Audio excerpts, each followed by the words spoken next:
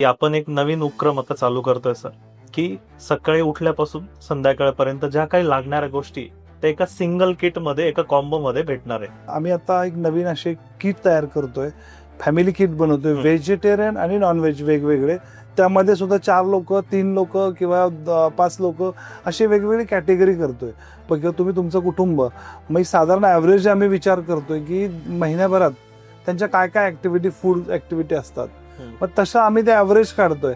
त्या पद्धतीनं 4 लोकांना किती लागणार आहे तो मसाला, ती चटणी, ते लोणचं, ते पापड किंवा ती कोणतेही प्रोडक्ट किती लागणार आहे याचा आम्ही एक छान किट तयार करतो. जेणेकरून काय होतं ना, बऱ्याचदा की तुम्ही 2-4 मसाले किंवा 2-4 लोणचे आमची घेऊ शकता, पण त्या रिलेटेड आणखी इतर जे प्रोडक्ट आहेत ते तुम्ही भेसळयुक्तच खाताय, केमिकल बेस्डच खाताय. एवढे छान तुम्ही प्रोडक्ट घेताय तर त्याच्यावर ह्या बाकी इतर प्रोडक्टमुळं ते शून्य होऊन जात आहे किंवा मग त्याची व्हॅल्यू कमी होते.